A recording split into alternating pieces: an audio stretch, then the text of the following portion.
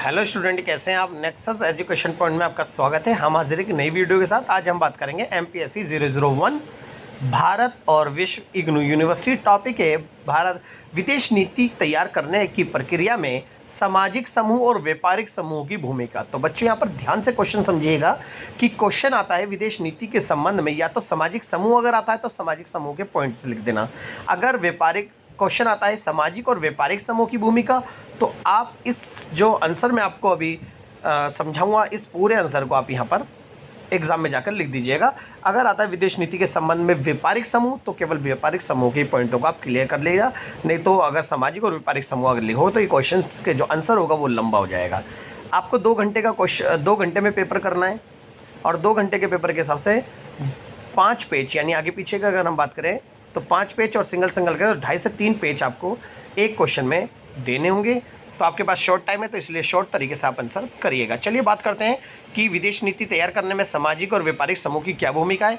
तो देखते हैं, भारत की विदेश नीति के निर्माण में सामाजिक और व्यापारिक समूह की महत्वपूर्ण भूमिका होती है, क्योंकि भारतीय सामाजिक परिवेश में भी भारत की विदेश नीति के संचालन में व्यापक भूमिका निभाता है। तो वास्तव में अगर मैं साधारण शब्दों में बात करूं तो जो भारत की विदेश नीति है, तो भारत की विदेश नीति राजनेताओं द्वारा निर्धारित की जाती है, और प्रत्येक राजनेता हमारे भारत के जितने भी सामाजिक समूह हैं, चाहे वो मुस्लिम समाज हो, चाहे हिंदू समाज हो, या अन्य समाज के लोग हो, उनकी नीति और उनकी मांगों के आधार पर हम अपनी विदेश नीति का संचालन करते हैं। और इसके साथ साथ हमारे देश के जो व्यापारिक समूह हैं, जैसे मजदूर, किसान, ये जितने व्यापारिक जो बड़े बड़े बिजनेसमैन हैं और व्यापारिक समूह हैं, ये व्यापारिक समूह के मांगों के आधार पर भी भारत अपनी विदेश नीति का संचालन करता है। इसलिए भारत की विदेश नीति पर सामाजिक समूहों और व्यापारिक समूहों का जो प्रभाव है वो देखने को मिलता है। तो व्यापारिक समूह वही है, व्यापारिक जो गतिविधियां करते हैं बाहर के देशों से। जिन व्यापारिक समूह यानी व्यापारिक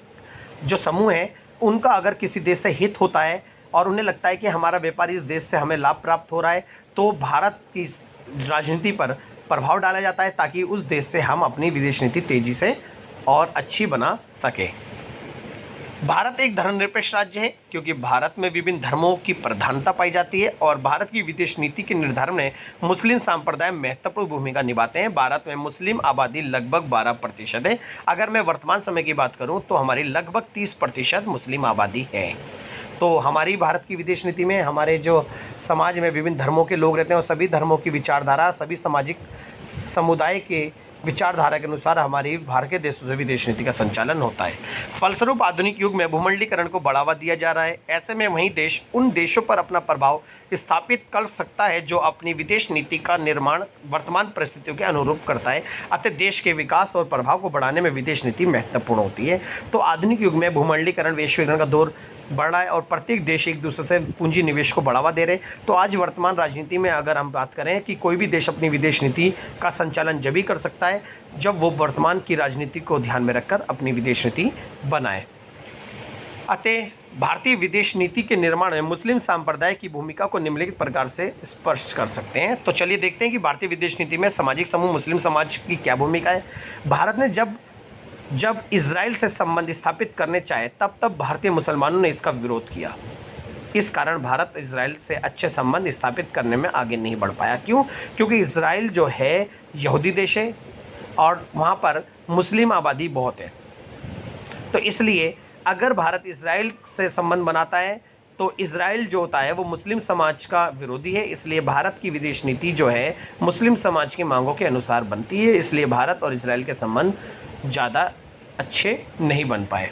नेक्स्ट है, अमेरिका ने अफगानिस्तान में जब आतंकवादी गतिविधियों को बढ़ावा दिया तो भारतीय मुसलमानों ने कोका कोला तक पीना बंद कर दिया। क्यों? क्योंकि अमेरिका ने जब अफगानिस्तान में आतंकवादियों को समाप्त किया और वहाँ पर मुस्लिम समाज को प्रभावित किया और मासूम लोग मारे गए, तो ऐसे में भारत में अमेरिका के खिलाफ प्रोटेस्ट होने लगे, और प्रोटेस्ट में जो अमेरिका की कंपनी कोका कोला है उसका ब्रांड को ही उन्होंने त्याग दिया, उसका बहिष्कार किया, जिसके कारण भारत ने अपनी विदेश नीति अमेरिका से अफगानिस्तान को ध्यान में रखते हुए बनाई।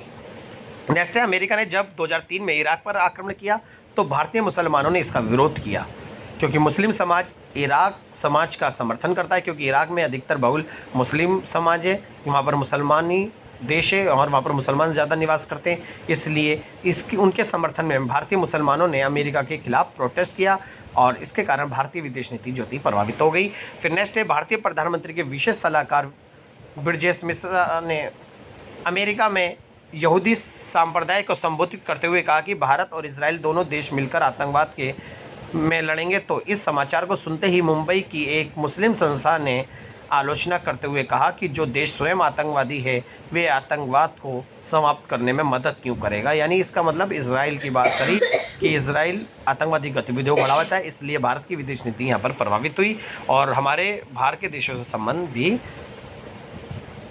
प्रभावित हुए। उपरोक्त सभी उदाहरणों को स्पष्ट होता है कि भारत की विदेश नीति को मुस्लिम सांप्रदाय से प्रभावित होती है और इसके साथ साथ अन्य जो हिंदू सांप्रदाय के लोग हैं उनके आधार पर भी हमारी विदेश नीति का संचालन होता है। इस तरह से ये सामाजिक समूह का विदेश नीति पर प्रभाव देखने को मिलता है। अब बात करते हैं कि भारतीय विदेश नीति पर व्यापारिक समूहों का क्या प्रभाव है। यहाँ से आपका व्यापारिक समूह की गतिविधियों के बारे में, तो मैं आपको एक बात बताना चाहता हूँ कि भारत की जो विदेश नीति है दूसरे देशों से संबंध बनाने में, आज भूमंडलीकरण और उदारीकरण के दौर में भारतीय जो व्यापारिक समूह हैं जिनका व्यापार बाहर के देशों से होता है, अन्य देशों से होता है, एक देश से नहीं बल्कि विभिन्न देशों से होता है, तो ये सभी व्यापारिक समूह भारतीय विदेश नीति, भारतीय राजनीति को प्रभावित इसलिए करते हैं क्योंकि वो अपने हित जिस देश से जुड़े हुए हैं उन देशों से अच्छे संबंध बनाने पर जोर देते हैं, जिसके कारण हमारे भारत की जो राजनेता है वो अपनी विदेश नीति का संचालन हमारे व्यापारिक समूह की मांगों के आधार पर करते हैं। चलिए इसको हम विस्तार से देखते हैं। भारत में व्यापारिक वर्ग के अंतर्गत कुछ ऐसे भी संगठन हैं जो भारत की विदेश नीति में रुचि लेते हैं और संचार के विभिन्न माध्यमों से विदेश नीति के तत्वों को समझने का प्रयत्न करते हैं। इन लोगों की गतिविधियों के द्वारा भी भारत की विदेश नीति भी प्रभावित होती रहती है।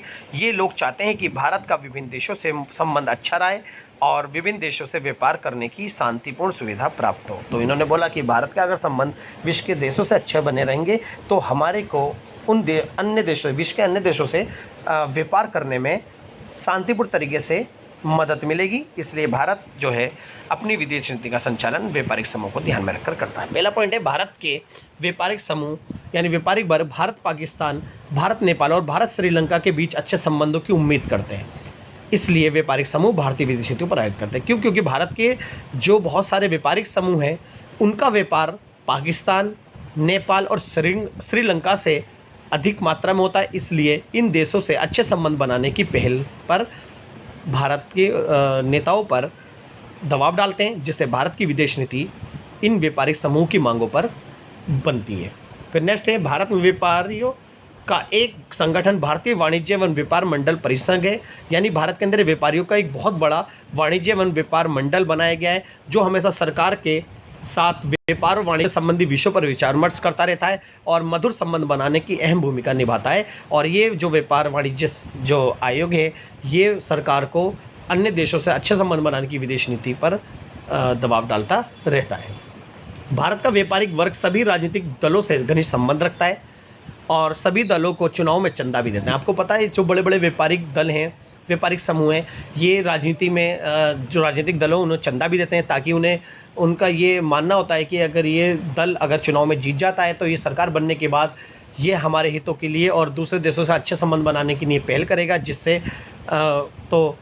जिससे हमारी विदेश नीति प्रभावित होती है और हमारे विदेश नीति पर व्यापारिक समूह का जो वो है प्रभाव देखने को मिलता है। भारत ने आर्थिक क्षेत्र में उदारीकरण की नीति को अपनाई, अतः व्यापारिक वर्ग व्यापक रूप से उत्सुक होकर राजनीति में अपनी जगह बना रहा है और विभिन्न राजनीतिक दलों के साथ अपने मधुर संबंध स्थापित कर रहा है। कौन? व्यापारिक समूह। अतः हम कह सकते हैं कि व्यापारिक समूह भारतीय विदेश नीति में अहम भूमिका निभाते हैं। नेक्स्ट है, अमेरिकी कंपनियों को भारत में व्यापार करने का निमंत्रण भी दिया।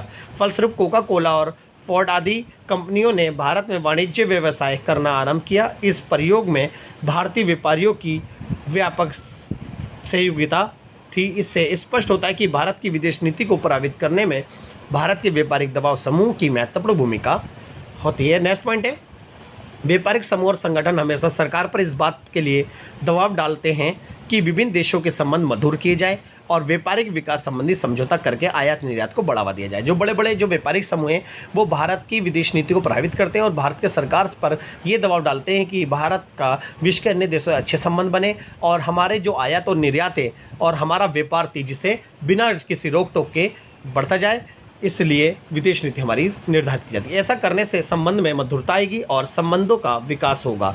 सामाजिक समूह भी विदेश नीति के निर्धारण में व्यापक रूप से भूमिका निभाते हैं।